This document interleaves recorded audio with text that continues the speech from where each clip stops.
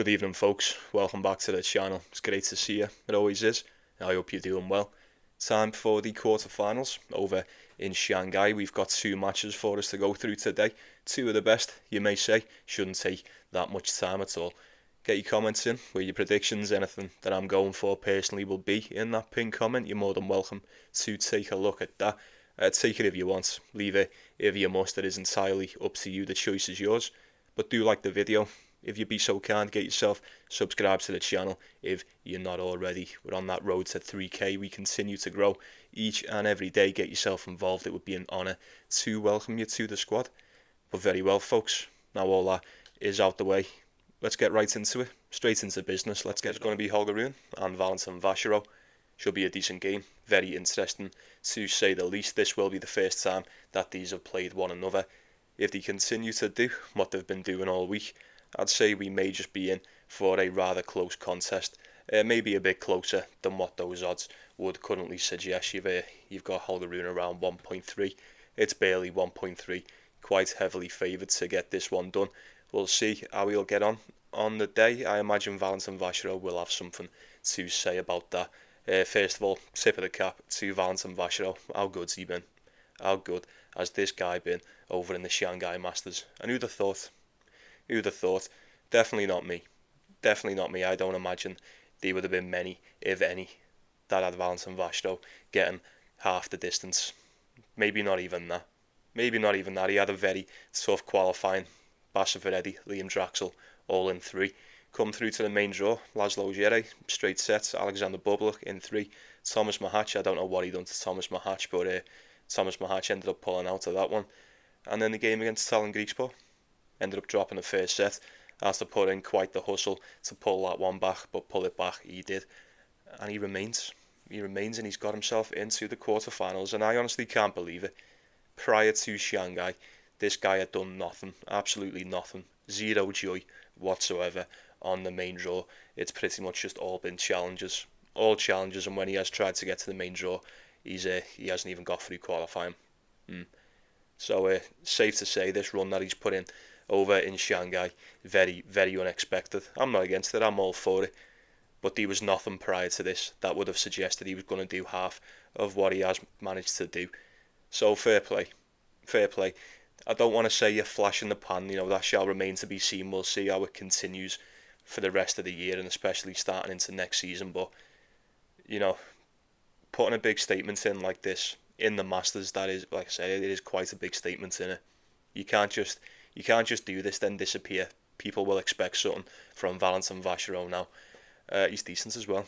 He's decent. Maybe I was just a bit unfamiliar with his game. I'm aware of who he is, but maybe I'm not. Like I said, I don't blame myself here. There was nothing to suggest he was going to be half as good as what he's been prior to this tournament. He played a lot of games this season as well, 43 and 22 on the season. That is very, very good indeed. But like I said, majority, well, pretty much the most of it, if not all of it prior to this, has been on the Challenger Tour. Rune, it's quite the contrary. Solidified on the main draw. He's basically a top 10 player now. Rune is basically a top 10 player, and he's definitely been playing like it so far this week over in Shanghai. He's had himself a decent season, I must say. 34 and 21 on the year. 20 wins, 9 losses on the hard court. Yeah, dare I say he's just a lot more trustworthy in this spot than Vacherot. I say trustworthy, we've seen him a lot more in the spot, doesn't exactly mean he's a lot more trustworthy on the day. He's had it pretty easy up until the game against Djokovic. I'll be honest with you, the game against Sebastian Baez, it is what it is. The game against Humbert, like we said, it could have been difficult, it could have been harder, but it weren't. And it looks like maybe he's just going to own Hugo Humbert for the next few years now. So, routine win for Rune there. I'm going to say he kind of struggled against Djokovic, but when he's doing his thing, everyone struggles, so it doesn't really mean much to me. The main thing is he managed to pull it back after dropping that second set, and he looked quite comfortable in the third as well. Looked in complete control. The Rune of seasons or even months gone by just easily would have lost that match. So fair play to him. Fair play. Look, these both went 3 sets. You're talking around 2.5 hours on the court the other day in the round of 16. But apart from that, Vacherot has played twice as many games as Rune. he's seen 3 sets 4 times out of these 6 matches that he's played over in Shanghai, because he had to come through qualifying. We've seen them dropping like flies, haven't we? This tournament, not even just this tournament, the past couple of weeks has been strange, hasn't it? Not many have got much left. They seem to be running on fumes, and it doesn't really matter how good they look at the start, because it just hits them all of a sudden. Something comes, well, the fatigue comes out of nowhere and just smacks them right in the fucking face, and they can no longer play. So it's kind of tough. As far as a bet goes, it is always kind of tough when you've got to factor in that these could just run out of gas at any moment. Any moment, you never know when it's going to be. 6 matches compared to the 3. 4 3-setters compared to the 1. Like I say, they both played 2.5 hours on the same day, so I imagine they'll both be feeling it. But I would have to assume Vacherot, he's got a few more games, a hell of a lot more court time in the legs. That could play a factor in this. Is he ready? Not even is he ready. He'll most definitely be ready. How could you not be ready? Look at the form that he's in, the momentum that he's got, the form that he's in, and the game that he possesses as well is fantastic. I'd say it's more than enough to be able to hang in there, or probably even beat a Holger Rune. Who knows? But you have to admit it's a hell of a lot more in it. If the fatigue's going to creep up on anyone, I imagine it's going to be on Valentin Vacherot. We won't waste any more time on that one. With all that's been said as well, given how close this, I say it looks close on paper. Statistically, I'd say the pair of them have both looked really good on the eye. They've looked really good. They both serve them well.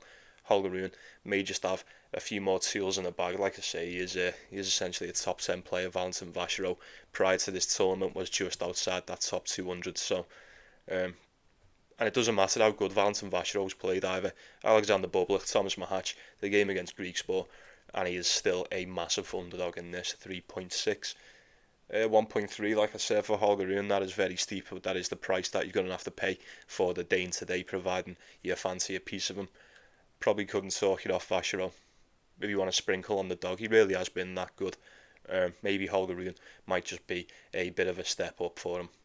Wouldn't be surprised if it was. Holger Rune at 1.3. It would take a lot for me to get there.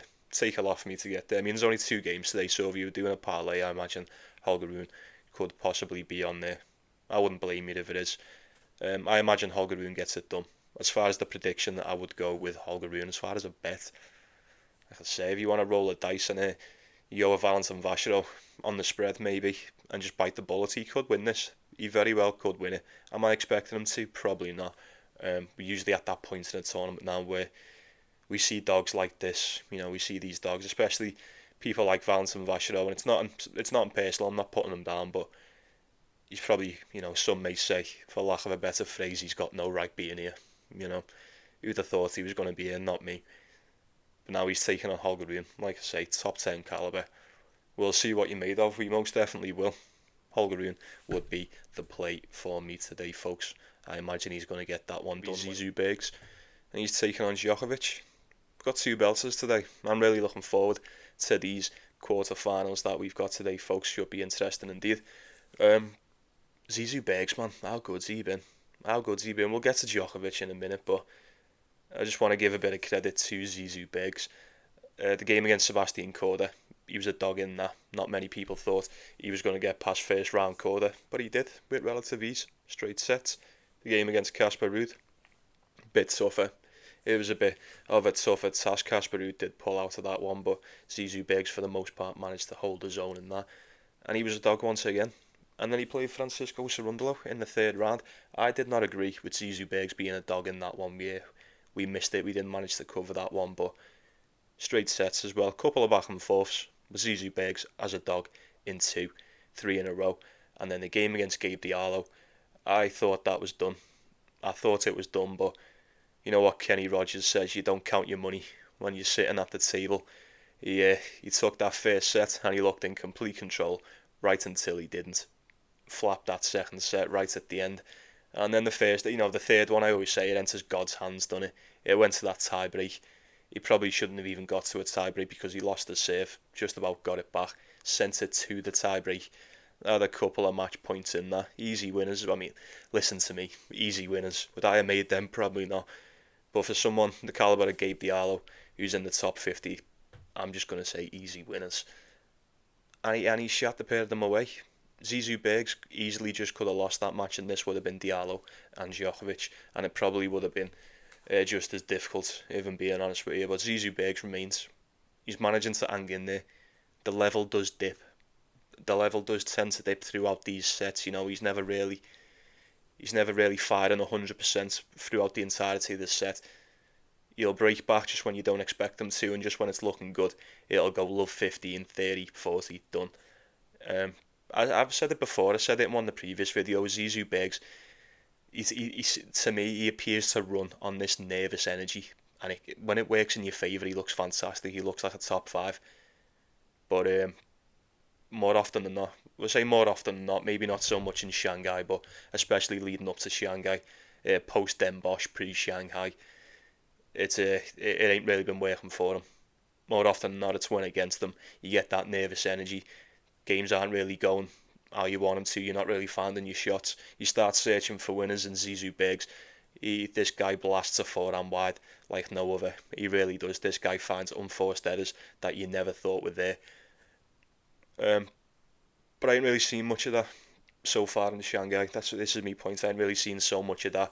This kind of looks more like the Zizou Bergs I've seen at the start of the season. He started off on a flyer, kind of tapered off through the clay, had one hell of a run over in Den Bosch, got to the final, and then like I just said, ever since Den Bosch he ain't really managed to do shit. So I'm happy that he's playing good again.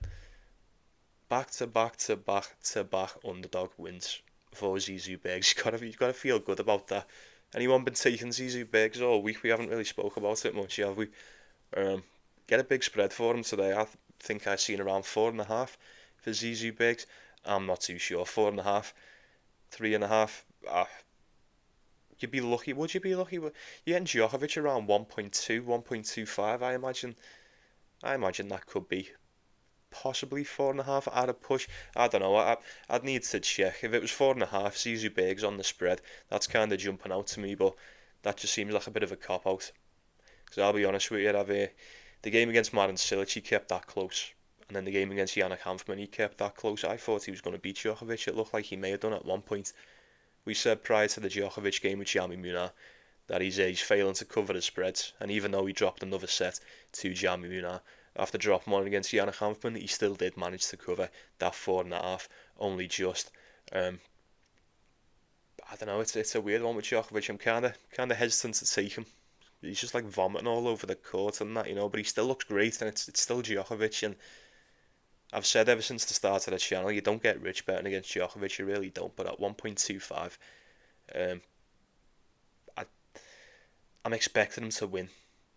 For what it's worth, I always expect Djokovic to win. Is he the favourite to win this Shanghai Masters? I would imagine it's got to be him or Alex de Minaur. Surely Alex de Minaur looks fucking unbelievable, but we'll talk about him tomorrow. As for Djokovic, I'm not going to say he ain't no spring chicken because that's obvious, but he's looked a little bit worse for wear. His past couple matches, the game against Marin Cilic, it is what it is. It's a routine win. Yannick Hanfmann, he was a couple of occasions throughout that match where I thought, you know what, he may not make it through this, but he did, obviously.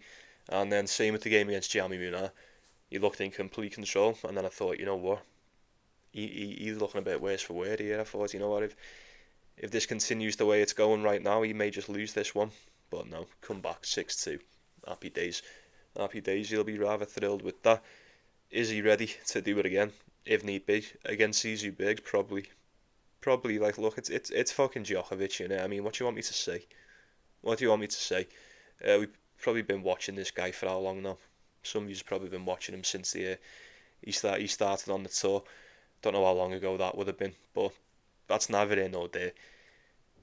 I'm expecting him to win because he's not done, and he's far from done, and he's still one of the best in the world, still miles better than a Zizou Bergs. Now, how is he going to hold up? It's just the fitness. At this point, not even at this point. It's like the ability. I've got no question about the ability. I never have done. I never will done. Until he's done, I will not question the ability of Djokovic. But it's just the body, innit? It's the age, the body, And it's very, very apparent. Like, just look at these past two games, even just the season that he's had. It's been great, don't get me wrong.